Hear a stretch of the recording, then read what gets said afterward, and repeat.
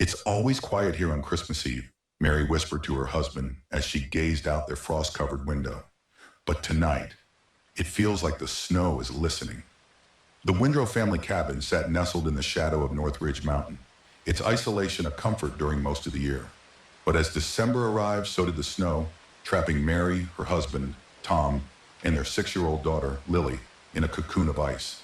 The electricity had gone out 2 nights earlier, leaving the family reliant on candles and the old wood-burning stove to keep warm. The remoteness of the cabin had once seemed idyllic, but now, surrounded by the oppressive silence of the snow-blanketed forest, it felt more like a prison. The forest had its own noises, creaking trees, the occasional snap of twigs. But this year, a strange hush seemed to hang in the air, muting even the wind. It was the kind of quiet that made Mary's skin prickle, though she told herself she was just imagining things. On Christmas Eve morning, Lily bounded to the window, her breath fogging the frosted glass. "Daddy, there's someone outside," she squealed. Tom joined her, but his smile faded when he saw what she meant. Leading away from the house were faint footprints, partially covered by fresh snowfall. They looked human, but who would be wandering out here in the dead of winter? Their nearest neighbor was over 15 miles away, and the main road was buried beneath a foot of snow. Tom grabbed his heavy coat and boots.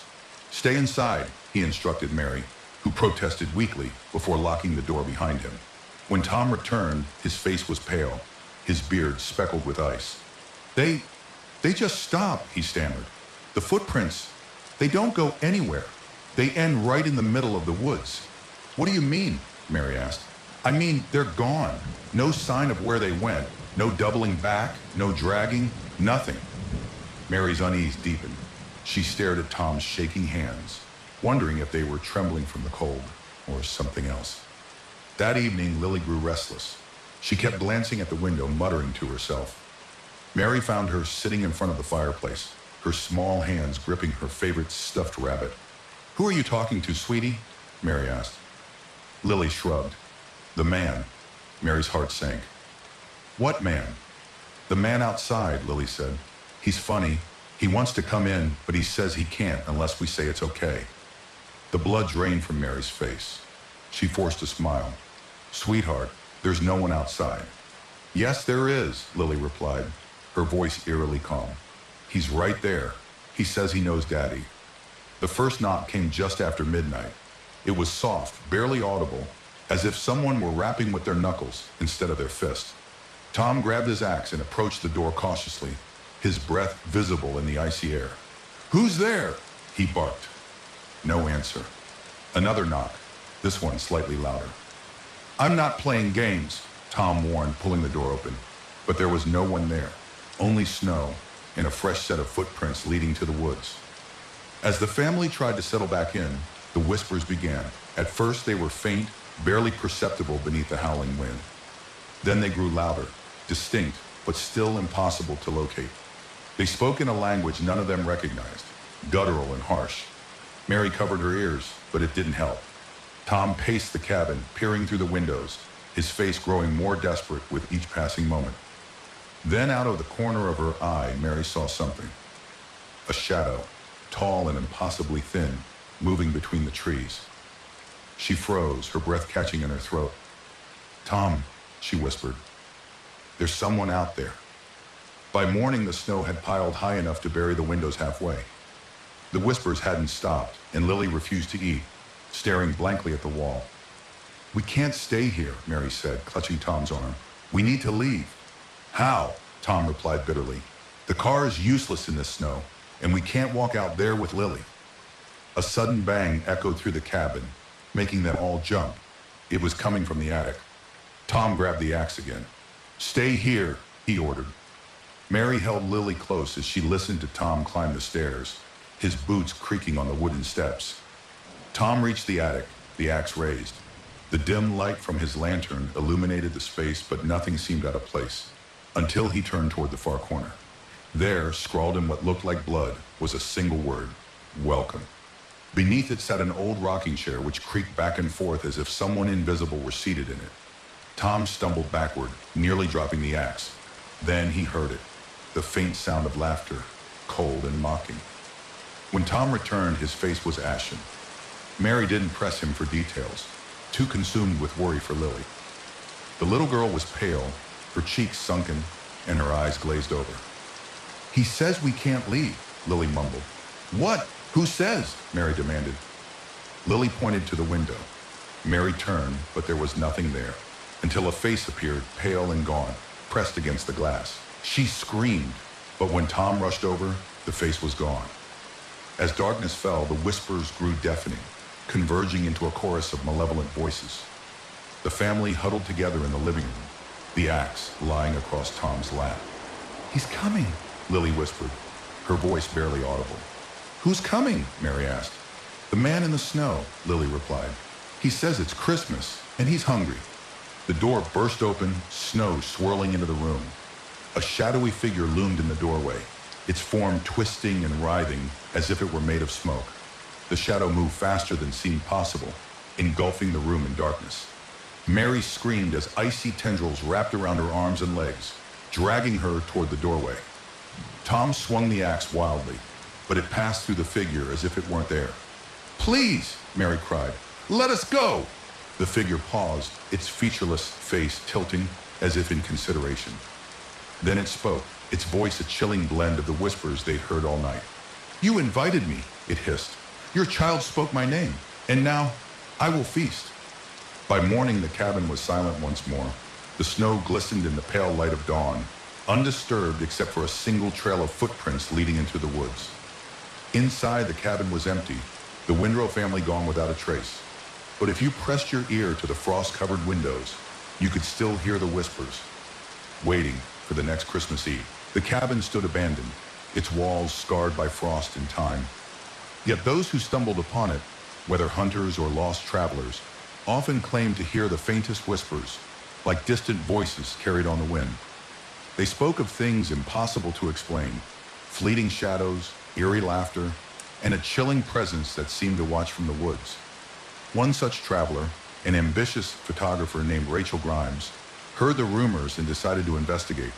The cabin's story had become something of an urban legend, a family vanishing on Christmas Eve, whispers in the snow, footprints that led to nowhere.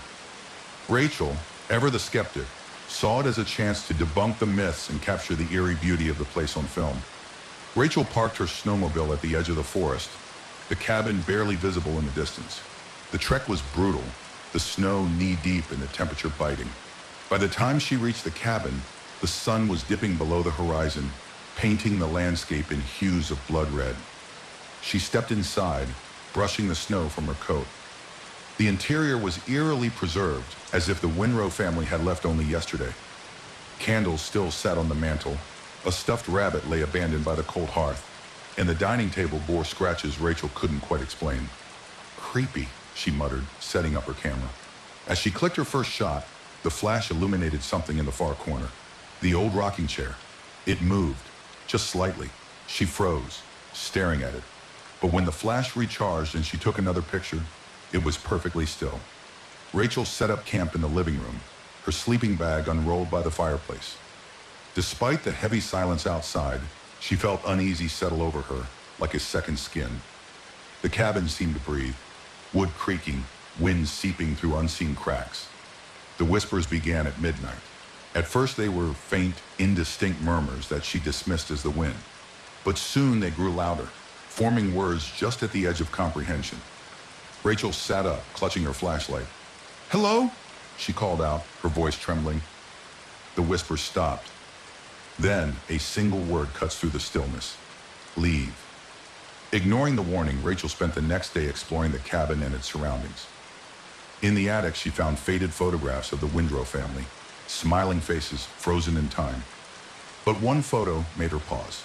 It showed the family by the fireplace, their expressions strangely solemn, and in the window behind them, barely visible, was a shadowy figure. Shaken, Rachel left the attic and ventured outside. The snow was undisturbed, save for a single trail of footprints that led from the cabin into the woods. Her heart pounded as she followed them, camera in hand. The trail ended abruptly in a small clearing. In its center stood a crude snowman, its body lumpy and misshapen. Instead of a carrot for a nose or buttons for eyes, its face was carved into a grotesque grin. and at its base, half buried in the snow, was a child's stuffed rabbit. That night, the whispers returned, louder and more insistent. They spoke her name now, drawing it out like a taunt. Rachel, Rachel. The rocking chair began to move again. It creaks in time with the rhythm of the whispers. Desperate to escape the oppressive atmosphere, Rachel grabbed her camera and bolted outside. The snow was falling heavily, but she didn't care. She had to get away. But as she stumbled through the woods, the whispers followed her, growing louder and more frenzied. Her flashlight flickered, and she caught glimpses of movement in the trees.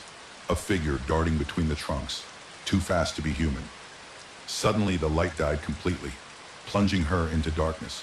And then she felt it, a hand, icy and skeletal, gripping her shoulder. Rachel woke to find herself back in the cabin, her head pounding. The door was wide open, snow piling in, but she couldn't remember how she'd gotten there. Her camera lay broken beside her, its lens shattered. In the doorway stood the shadowy figure, taller and more defined now. Its face was still featureless, but its presence was suffocating. "You were warned," it hissed, its voice echoing in her mind. Rachel scrambled backward, but the figure didn't move. Instead, it raised a hand and pointed to the attic. "No," she whispered, shaking her head. "I'm not going up there." But the whispers grew deafening, forcing her to her feet. With trembling steps, she climbed the stairs, the shadow following close behind. In the attic, the air was freezing, her breath visible in the faint moonlight. The rocking chair was still, but on the floor beside it was a trap door she hadn't noticed before. The shadow loomed over her, its presence compelling her to open it. Inside, she found a box filled with old yellowed pages, journal entries written in Mary Windrow's shaky hand. The entries detailed the family's descent into madness, the strange noises, Lily's conversations with the man in the snow, and their final night. The last entry read, "He's here." Lily invited him. "We can't stop him. He's hungry." Rachel grabbed the journal and fled the attic, slamming the door behind her.